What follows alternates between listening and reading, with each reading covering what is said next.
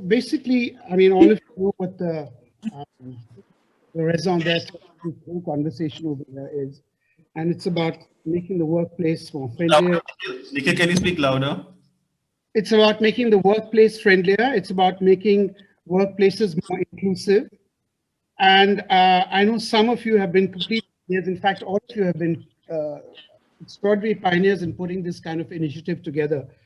My first question is to you, Parmesh, and my question is, this is the first time, and I'm referring to your book, Queeristan. This is the first time anyone has written a book on the LGBTQ community in the workplace. You put this book together as it's a handbook. It's very, very personal. It's a unique, different writing style. Slightly camp, but it's also so widely different, and it's also very apt. What drove you to do this? Why in this style? Why did you not make it boring? Thank you, Nikhil. Your questions are certainly not boring, and I'm really looking forward to this conversation with everyone. Just before I start, I just want to thank Sharaf and everyone else at the Rainbow Lit Fest for including us and for pivoting to this format during these times. There have been some wonderful conversations as well. Really happy to be here. To answer your question, the particular format that I used for the book was a form of queering itself. And I really wanted to write in this format for multiple reasons, right? First is because I was very conscious that it's perhaps the first kind of business. We have over 200 books now about what it means to be queer in India in various categories, in history and graphic novels, autobiographies, fiction, and different kinds of nonfiction as well. But I was conscious that it's the first, perhaps, business book of its kind. And so I wanted to write it very differently. Business books tend to be full of case studies and recommendations. So this book certainly has that, right? So the spine is that of a business book. But I really wanted to queer it by putting in personal stories, narratives, song and dance sequences, flights of fantasy, a manifesto element in it as well, because I thought it's very important to queer even the format of writing business, because to think of business books as boring is to assume that people in business are not interested in people's lives, are not interested in our dreams and hopes and aspirations, are not interested in our history and context. And I thought that was not correct. So I gave all of this. So the book and so that was one reason. The second reason was anyone who's writing in India today, you're not competing with other writers as such. You're competing with Instagram. You're competing with Netflix. You're competing with all these other social media things, right? So how do you write in a format which is cool, which is interesting, which kind of makes people want to come back to the text and draw from it as well? And my third thing was I wanted it to be extremely positive and fabulous, because, and this I'm drawing on the works of other scholars like Brian Horton and Anjali Arundekar, who say for years we've spoken about queer India as the site of struggle and trouble and sadness. And I really wanted to queer the book also by saying it is also fabulosity, it is also hope, it is also, success stories. So that's why I wrote it in this particular way. Right. What does the phrase mean, you want to queer it? What does that mean? Is that a new word? No, I mean, to queer something means, I can't believe you are asking me this question. I've never heard of it. I want to queer it. I'm amazed. Right? Nikhil is an old hag, yeah. He's an old man. Not with the new generation. These are new generation terms. He's an old little queer boy. Tell him whatever you said meant. Now, I also don't know it. That's another story. I think so. Queer has many meanings, right? I mean, it's an umbrella term. It also stands for a particular way of imagining multiple and alternative possibilities. So I think to queer something is to infuse it with the possibility of, of that anything can happen. and that, there is no one way of looking at things. There are multiple ways of looking at things. So to me, queerness stands for possibility and variety. And so when I say I'm querying this book, and of course, I mean, there's many different things that queerness stands for.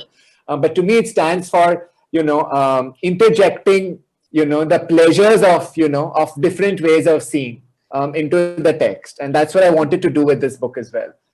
But I mean, I'd love to know, I mean, personally, what Ritu, what you think queer means, and darling, that's we a can- conversation for you and me in private. Yeah, I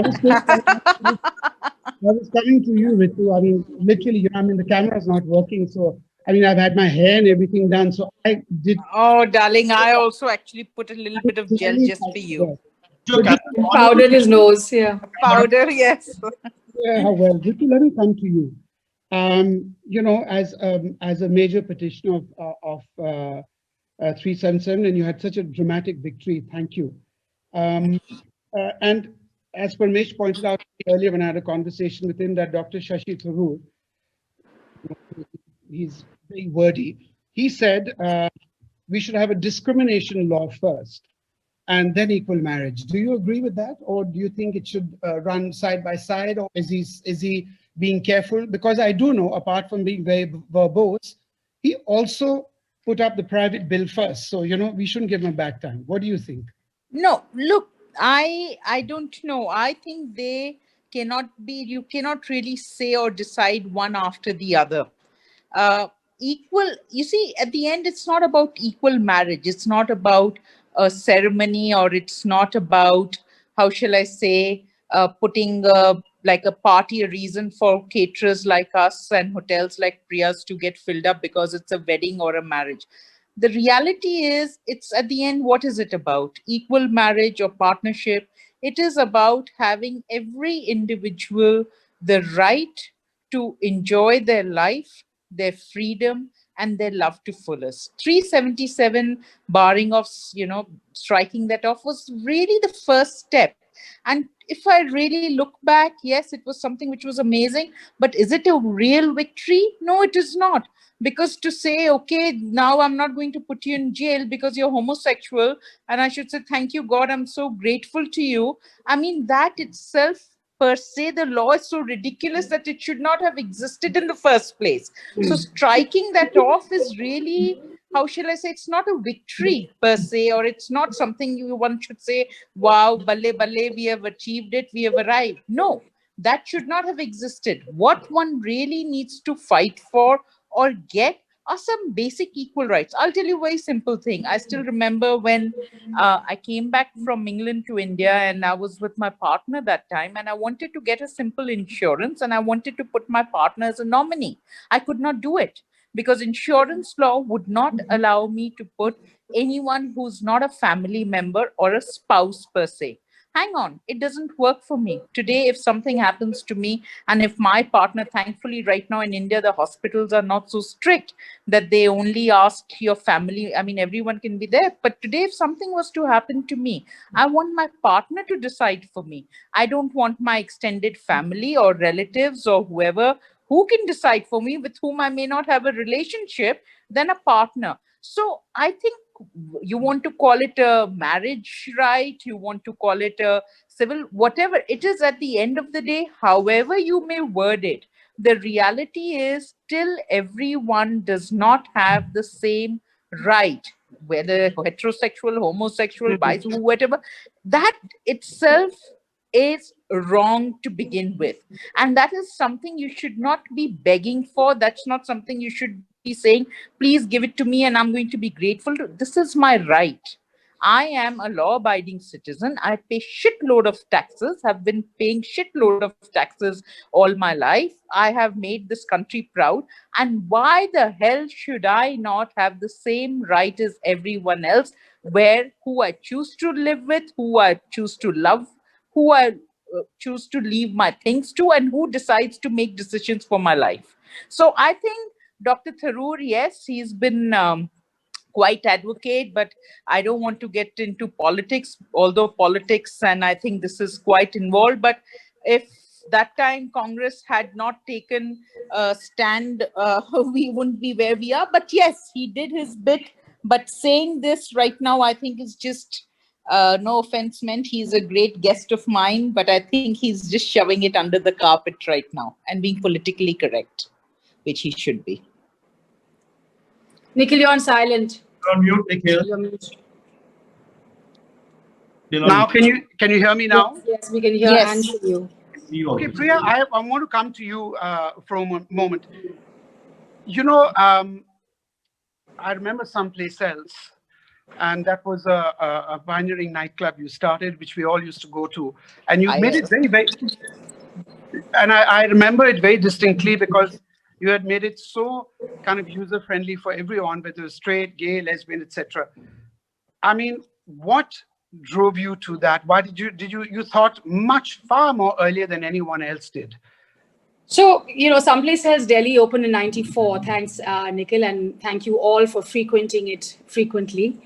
And I think when we started kind of repositioning the Park hotels towards nightlife and clubs, we also realized there was a lot of lack of understanding of what modern Indians, how they live life, whether it was heterosexual, gay, legal, illegal, premarital sex, couples, and all sorts of kind of arrangements. And I think when you run nightclubs and clubs and bars, you see that happening in front of you. And I think that's where we first came into it, that how do we sensitize all our staff members who come from different backgrounds and had not seen this kind of new generation of Indians and how they express themselves, when they were relaxed and easy. And so it started off from there, and to look at all our, how do we get our people to understand that this is not amoral, or not make a kind of a moral crusade about it, whether girls were wearing short skirts and dancing on tables,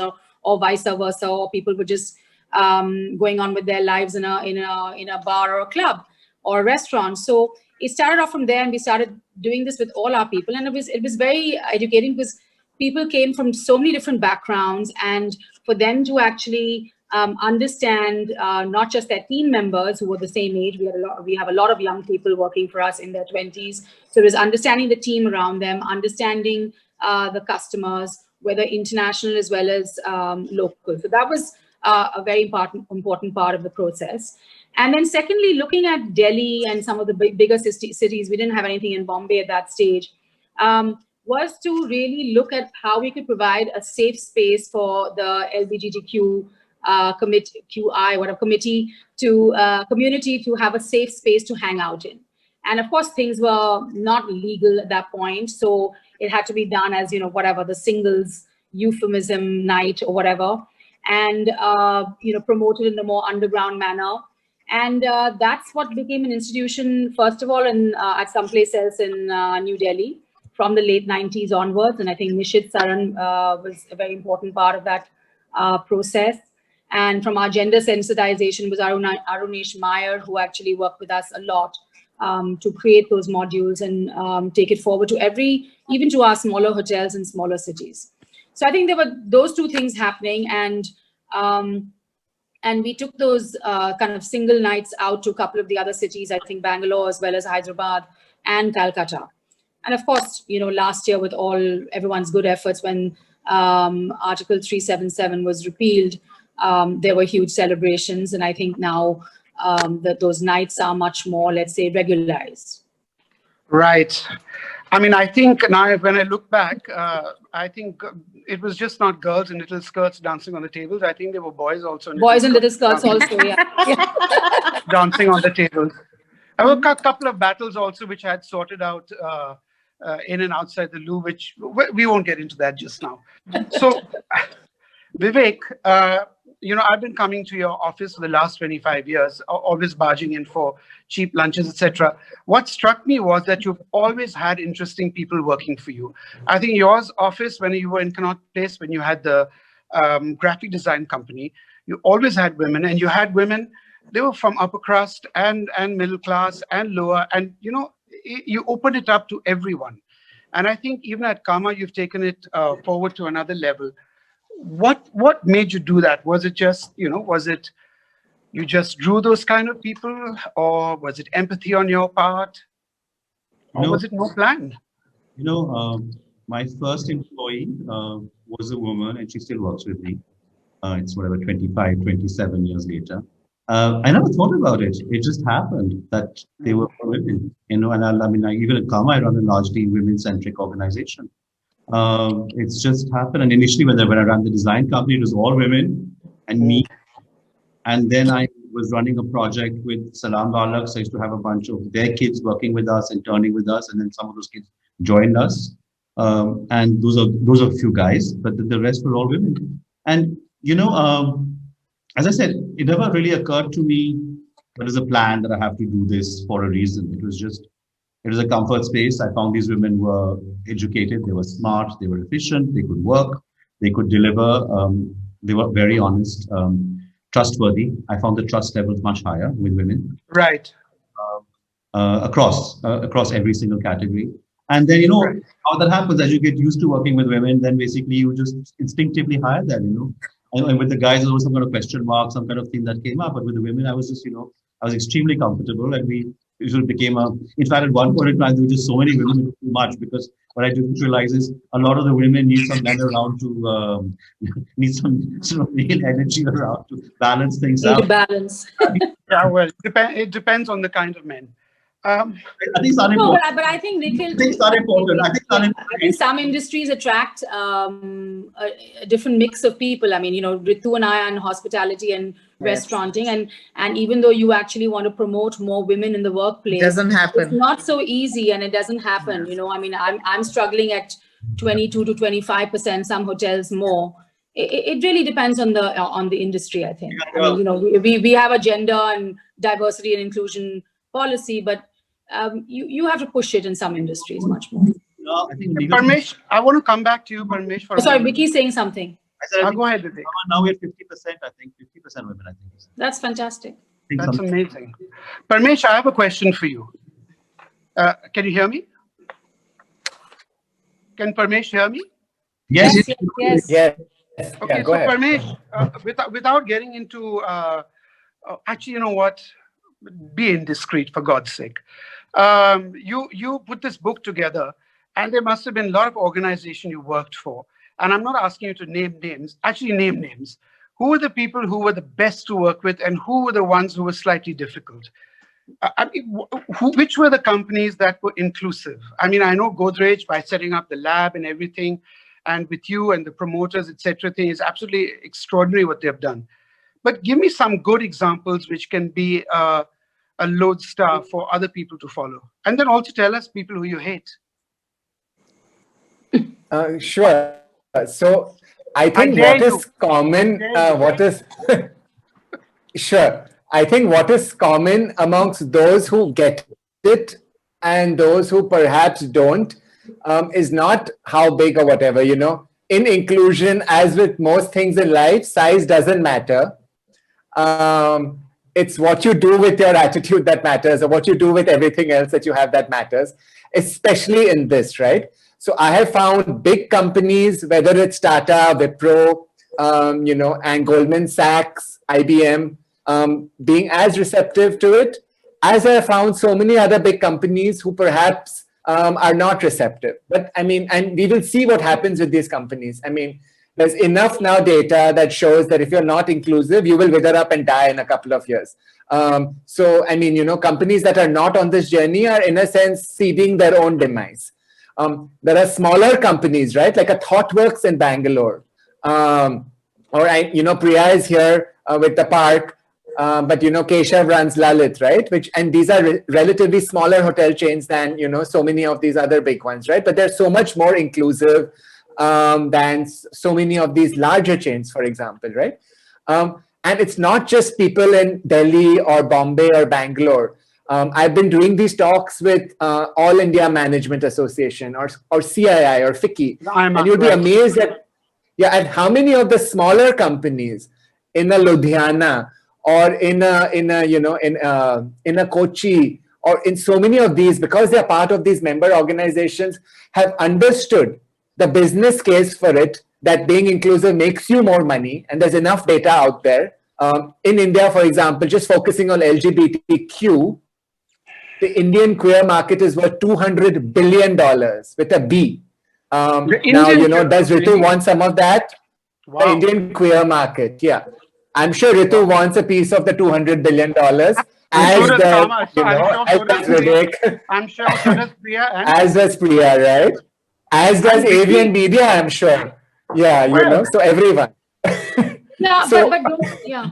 Yeah. The thing is, Vicky, go ahead. Vicky, Don't go you ahead. find, I mean, even though the Supreme Court 377, I think the way the social mindsets still are and the discriminations that still exist in most of our urban and semi-rural societies, I don't see people coming out in the same way and let's say grabbing that pie or that dollar. So it may be much more hidden. And maybe it probably is $200 billion or whatever it is, but it hasn't been seized as yet by the community. So I think that's something that probably will happen in the next 10 years or whatever. I don't know. I mean, do you see? But Priya, I'm seeing a lot of interest. Priya, that's the thing. I'm seeing people. So this is the money argument. Then there's an innovation argument. Then there's the talent. I'm seeing a lot of interest because I don't just talk to companies. It's with these organizations as well. Both in terms of whether it's in terms of gender, it's in terms of LGBT, PWD. I'm seeing a lot of interest. People are understanding all these cases, and they're understanding that while it takes a while to, the social inclusion mindset, or, we should be doing this for society. It's easier for people in businesses, large and small, to understand that, it has these other. So I'm actually seeing a lot of, I'm seeing people get these different, arguments for inclusion in a way that I haven't seen for a long. Vivek, you were going to say something. No, what I was going to say was when we started doing this, we weren't thinking of any particular community's money. Right. It was not being done for, I need to do this because I need to get the pink or green or blue or yellow dollar or rupee or whatever it is. Yeah. We just did it because we just wanted the right thing to do. Right. And everybody should have an opportunity, and nobody should be discriminated just because of whatever their particular preference was. And I don't even do what kind of preference or the way they dressed or look. And I'm talking about every single, now there's so many different labels, if you wish to call it, and things. And then, and I think that's the key thing that, when you instinctively start from the fact that, so, one is a monetary decision, like Parmesh said, so it's larger to convince a big corporation to say it's worth your while doing this because you will get X amount of money from this community. But for other people, it's just like, I think it's like I think Ritu started at the beginning of this conversation, that is a basic human right. We all deserve respect. We all deserve to be able to do what we are good at doing and not be discriminated that, I'm not going to hire you in my office, in my company, because you look like this or are wearing earrings or are, whatever. Ritu, Yeah. when Ritu, in your early days at Mezzaluna, I remember those days very well. Were you lurking behind the cash register and seeing whether your doll was pink, yellow, or blue? No, for But me, Parmesh- darling, I'm a Marwadi. Any color of the dollar, as long as it's a dollar, works for me. Okay, but I have something else I want to add here, if I may, Nikhil. And I'm sorry to be the devil's advocate here. It's all well and good to say, social inclusivity and no discrimination, etc. I'll give you a personal example. I'm a lesbian who runs an organization. I'm the top boss there. We have a very clear understanding there will be no discrimination. For many years, I had 4 lesbian gay people who were more or less running the entire company. We used to call them our baseball, team, because we just needed one more. I think we needed 5 for a baseball team. We were one short.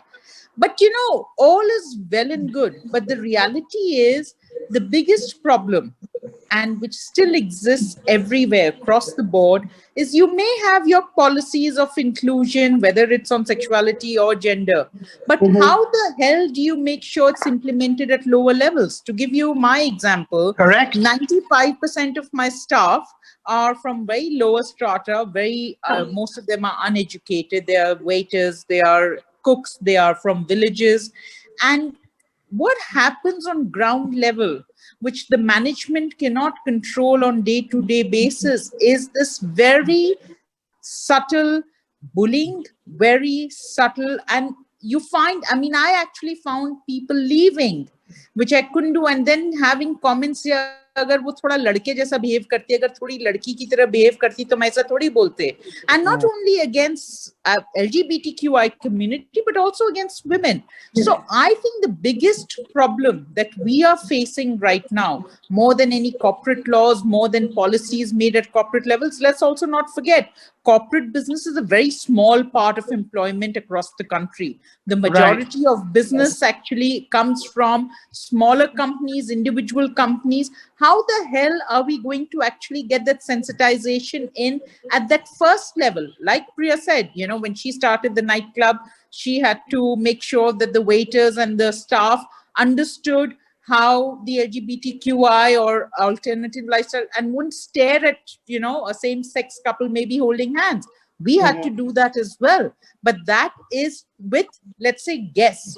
But within the company, with your colleagues, with your staff, how the hell, I did not manage, I'll be very honest with you, and I'm very ashamed to admit it, much as I had all the policies set out, everyone knew that I don't tolerate for, but I could not control what was happening on ground level on day-to-day basis. How is it now? Very subtle bullying, which did not amount for that person to come and make an official complaint, but was enough to make their lives miserable, to say that, fuck it, I don't want to work in this.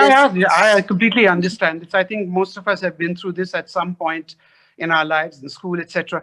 But have you been able to solve that to a great extent now? Do you find you're more? Yeah, it is better, but as I said, when you have, if it's a 10 people, 15 people, 20 people organization, you can still control it. When you're dealing with hundreds of people over multiple, there is still, like I said, it's a education, it's a training. So the training has to really start at the lowest level.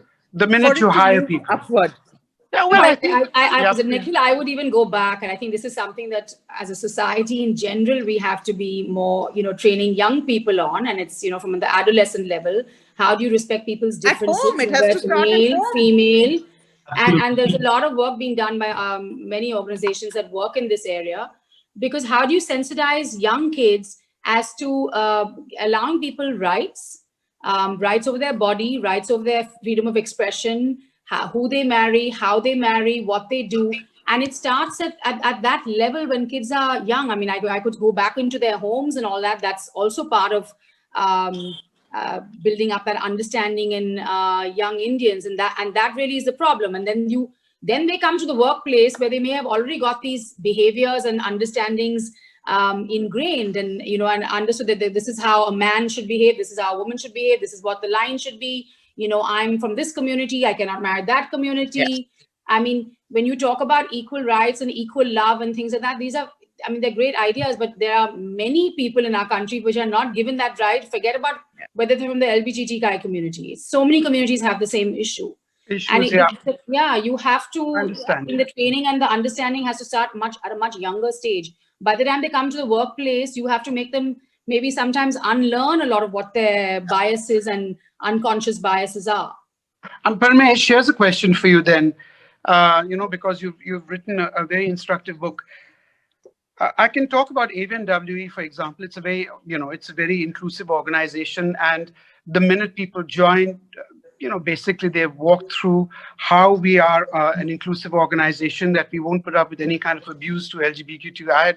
It's all very equal. Do you think there should be a dossier given by HR? Does it work like that? How does it work? How do you humanize it?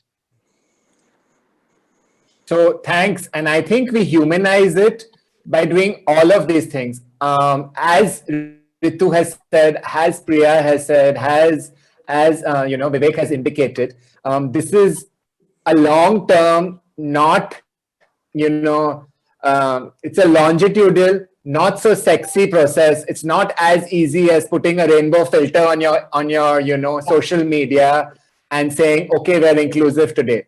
So it's a comprehensive set of things you do. I think you have to start at the basic by making sure that you have policies that protect. So whether it is not just anti-discrimination is the very basic, right?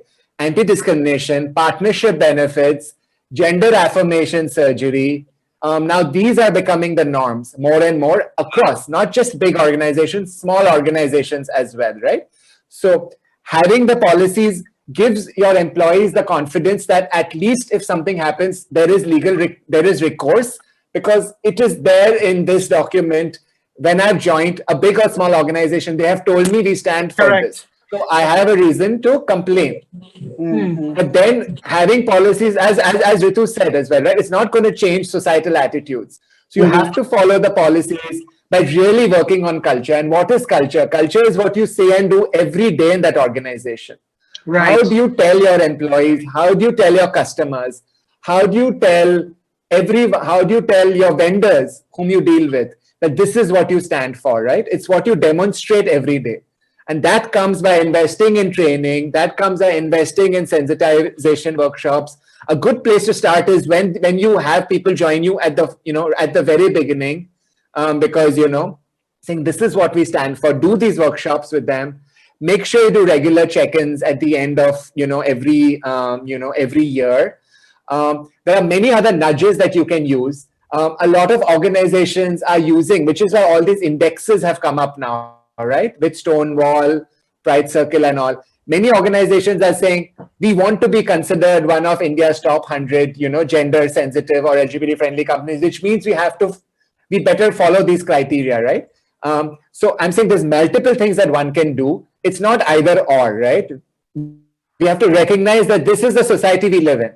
But now do we say that, okay, too bad? Or do we say, this is the society we live in, but what can we do with using our position and our agency to, at least in our worlds, create these more inclusive habitats? And I think that's a combination of things, but it's certainly not stuff that comes about immediately. It's stuff, yeah.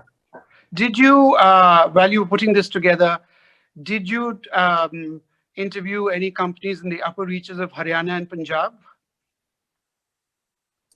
I can't say I did. How did that Gurgaon go? for sure. Gurgaon and Noida for sure. How did that go? That's what I'm curious about.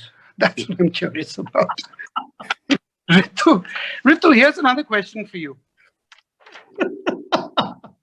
I mean, you've put together, is Ritu there? By the way, guys, can you see me now? Yes, for a long time. Oh, you can, because I've been In using full Karma products. Technicolor. In full Technicolor. I've been using Karma products. So if you see a Have you done something like Neelam in Fabulous Housewives? Because you look very lifted. I've lifted, God damn it. I've been exercising every day for this 10 days to get ready for this show. Can you imagine? Wow. Ritu, I have a question for you. Give me, you know what? Humor us a little bit. I remember Mezzaluna, and I'm not even going to remind you and tell you who all used to dance on your table.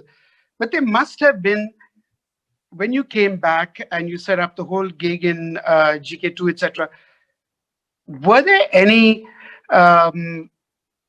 experiences that happened to your staff or who were obviously LGBTQ when they were welcoming guests in? I just want to sort of, make this a little more anecdotal. We can't hear you. You're on mute. Ritu, you're on mute. Ritu, you've been muted. My God. I know. I'm first. figuring it out. Someone else muted me, baby, because Parmesh must have, when I called you a harami, I think, I think at some point I got muted. No, but honestly, I mean, Nikhil, as you said, you were there and you've seen dancing happening on table. I mean, when I set up Mezzaluna way back in 1993, I did not really think it was going to be a gay joint, but the reality is by the end of it, I had more gay clients, not for anything else, but also because I think there was a sense of knowing that there was a queer person who owned the place. So I think a lot of gay men, more gay men than lesbian women, of course, were always coming by because there was just this sense of comfort. However, I have to admit, it's very strange. We're talking this about early 90s when everything was horrible. in 2000, when Diva opened, for many Okay. years, I actually saw a dip.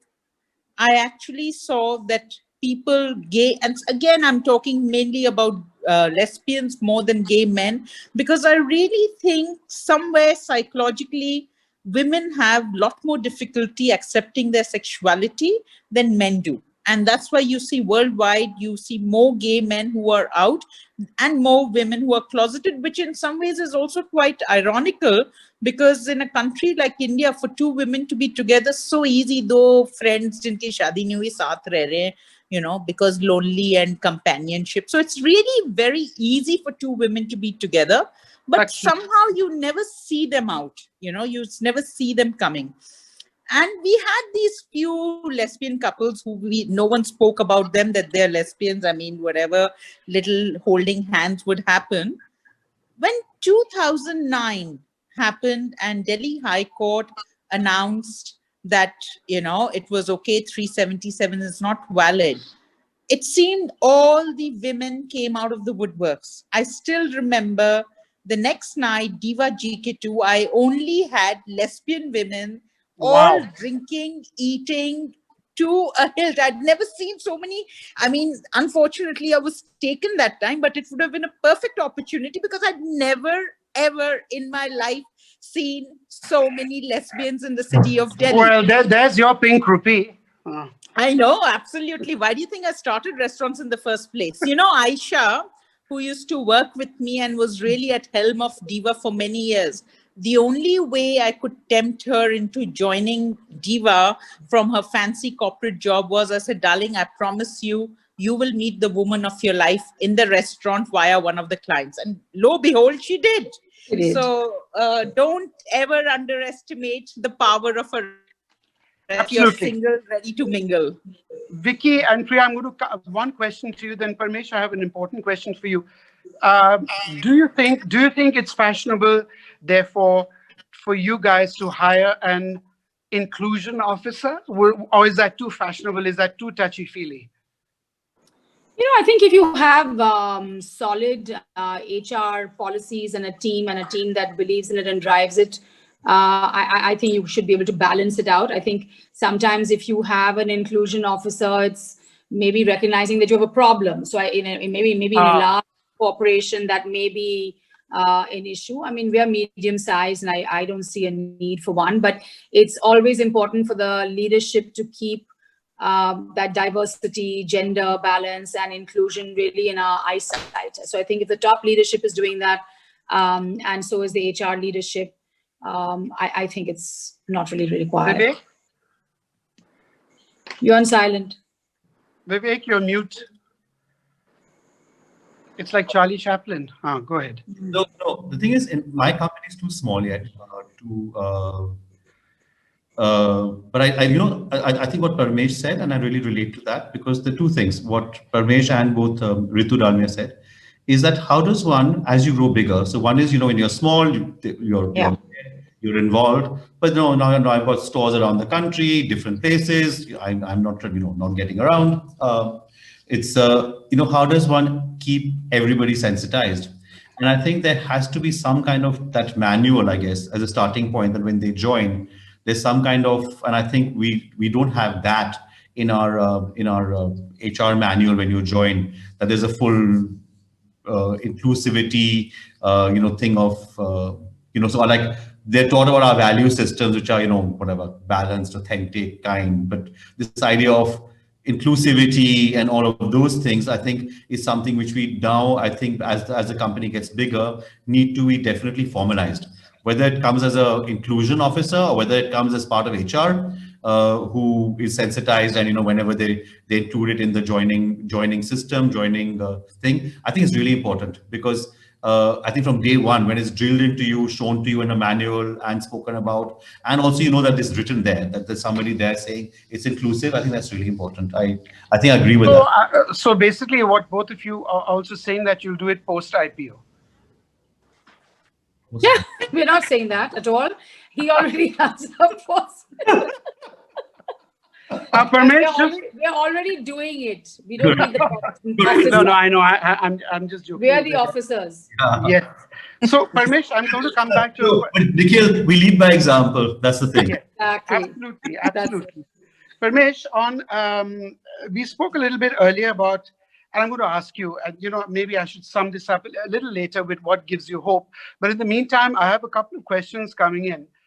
And from all of you who are employers over here, what is your experience with inclusion in Indian organization for trans people? Are there differences in the working experience for trans men and trans? What is MXN? What's trans MXN? Men transitioning to. Oh, right. Yeah, transition. Parmesh, is that what it is? Trans MXN? Yeah. So should I answer? I mean, I'm not trans, but because I've done some research in this book, I can tell you that in terms of just the numbers, you can hear, right? Yeah. Great. In terms of just the numbers, the situation on the ground is especially dire for our trans, siblings. 92% of trans people, according to the last National Human Rights Survey, 92% of trans people who are able and willing to work are not finding jobs because of just rampant discrimination against trans people.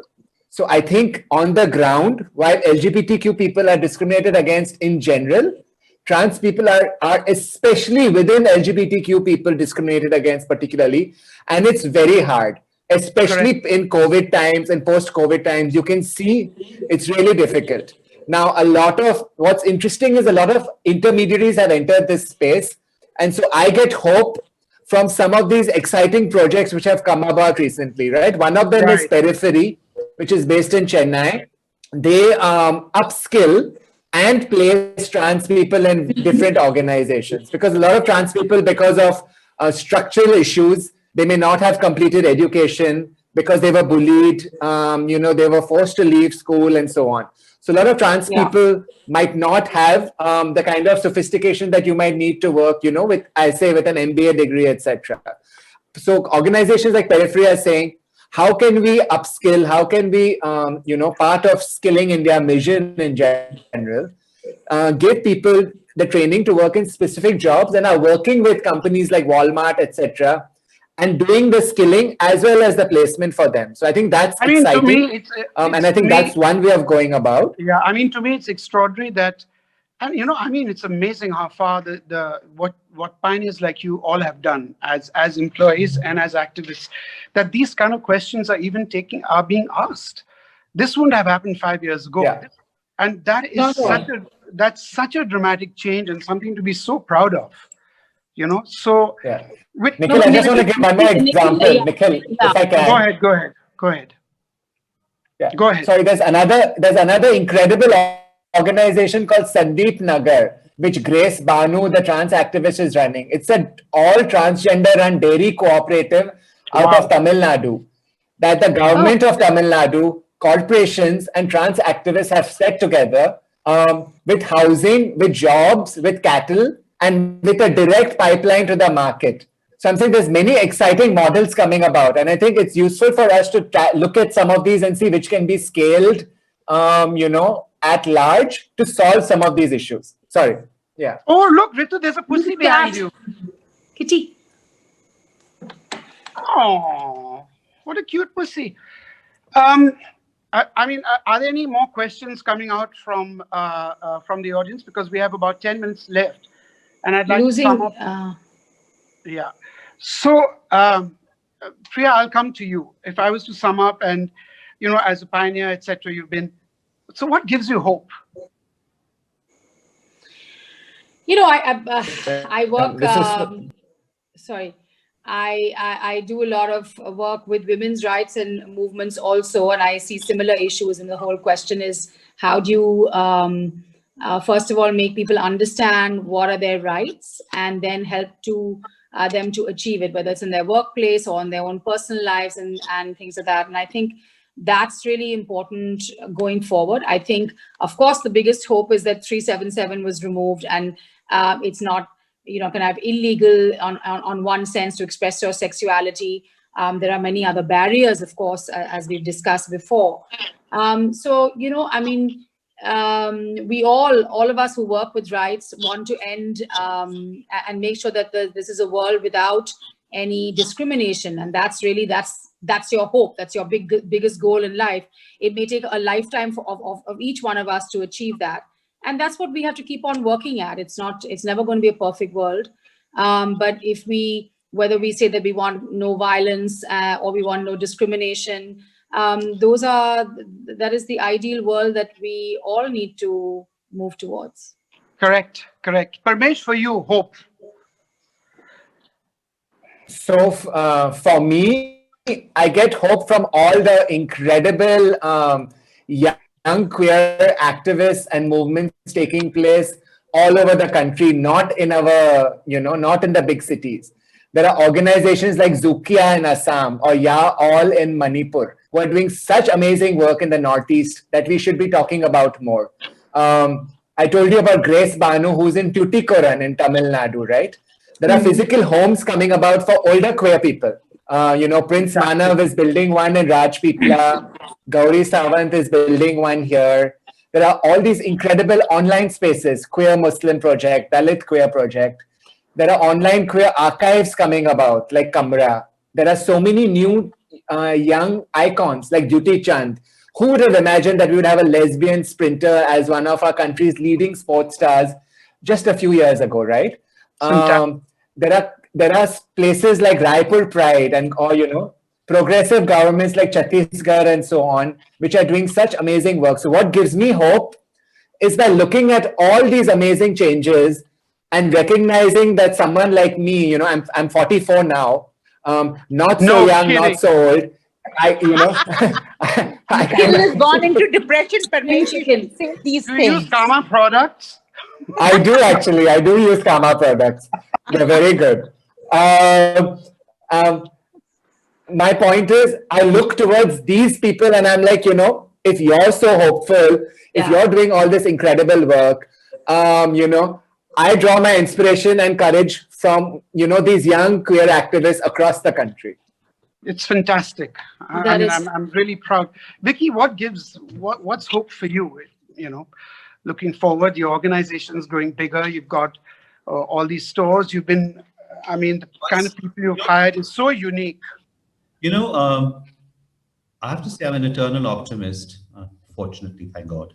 And what gives me hope is, there's this incredibly large young population in this country who are being exposed now, for good or for bad, through their mobile phones to an entire universe. And a universe which is no longer restricted to India, but it's restricted, it's global now. So they're seeing all kinds of things. And one hopes that in itself would bring about a larger sensitization. Because, while these individual groups, are extraordinary, but to form a group itself is a lot of courage, you have to be good to form a group. But like Ritu said at the beginning, I think one of her things was the sensitization has to start from the house, from when you're growing up, from what you're seeing every day, not Raja Beta and the Vichari Beti, whatever she is, I know, but that's but that gives me hope, because then when mommy and daddy and the kids are watching whatever, on television, on their phones, and they're receiving it and seeing it, you'll be surprised. There's subliminal changes. You start receiving it and then it becomes, this is all right. This is okay. So then when the child comes out and says, I have this or that or whatever, it's no longer, kya ho gaya, what are the neighbors going to say? It's obviously, as I said, it's a long process. It's going to take a long time. But I think it does give me hope that there's a large, very young population. And I think education is key. Because with education comes, an openness of mind, prejudices die down. A lot of things. But you mean education in schools or education? Because that's another. Let's not get into politics right now because it's veering somewhere else. I don't want to have that discussion right now. Right. No, I'm saying education. Just being. Okay, let's put it this way. Growing up, for me, when I was growing up, I don't think my family was that sensitive. Okay, but not my family, but a lot of the families around me were as sensitized to the non-straight, world. Now they are, now I see my nephews, I see my siblings, I see those universes. People are much more sensitized. I see my friends' kids, their conversations, the way they receive these conversations, the way they hear the Correct. That's correct. Yeah, completely. You set it on fire. And then- Ritu, what gives you hope? Become even further. Sorry, go Sorry ahead. to interrupt. Ritu, what Such gives a you rude boy, Nikhil. Yeah, you're not I letting tell me you, finish. basic, when we talked about education and manners, some things Nikhil missed out for sure. Okay, so now what gives me Nikhil. hope, Nikhil, is very simple. When we filed 3 for 377, our case was okay. We were 5 petitioners. But what really clinched the deal and what really made the difference were all the IIT students and alumni who together also filed a case for the same thing. The same thing would not have happened 10 years ago. Let's face it, whether it's you, whether it's Vicky, whether it is me, we are from also a generation where we were very comfortable being where we were, being open to our friends, being open in a living room. But all of us, including me, always had the sense that yes, what's happening is wrong, but Yeah. what can we do about it? I'm being very honest and candid. Right. What's so amazing about this young generation is that they are not willing to take shit. They are not willing to accept things the way they are, and they are willing to go out and do something about it. I was called by Sri Ram School a few months ago to have a chat with the parents and the teachers on the whole LGBTQI. Who could have thought that schools would be organizing talks to sensitize parents? And that's what Vicky said. When you talk about education upbringing, it actually starts at home. Your parents, when they say Mera Raja Beta and Meri Raji Beti are same, when parents support you in your sexual choice, then already life is so much easier for you because you're not worried about the so-called corrective measures, corrective rapes in many small villages which have happened for women.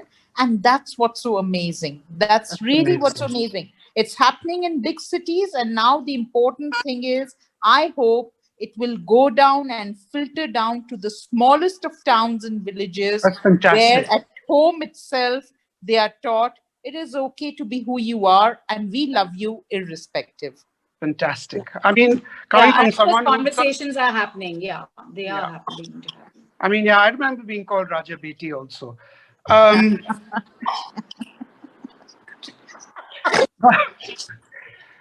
Parmesh, कुछ नहीं हो सकता. are there any- Nothing beyond repair. I'm just asking, are there any more Education and questions? exposure. Are there any more questions? Are there any questions at all from the audience? Or are they so dazzled by Parmesh's how do you say it, fabulosity that they're completely dumbstruck? Parmesh, ask them to ask you a question. I love what you said. Punctured with fabulosity. Came down as Hema Malini in a balloon. My God, wow! Haven't done that. This is But the listen, opening. This is the opening. These are the opening lines of the book. These are the opening lines of Peristan. Yeah. So listen, Hema guys, Malini in a balloon, in a black sheath dress, and a pink feather boa. That's how I knew I was gay. 1983 or 1984. oh dear, let's not even go into that. Let's not go into how we found out what, because that's another discussion altogether. But listen, thank you all so much. And I mean, this has been such an interesting discussion. I'm sure there'll be questions later, and at some point we can put them out there. But thank you again. Thank you very much. Thank you, Nikhil. Thank you. Thank you, sir. Bye, Thank you, Priya. Michael. Thanks, everyone. Bye, Parmesh. Thanks, everyone. Thanks, everyone. Bye. Bye.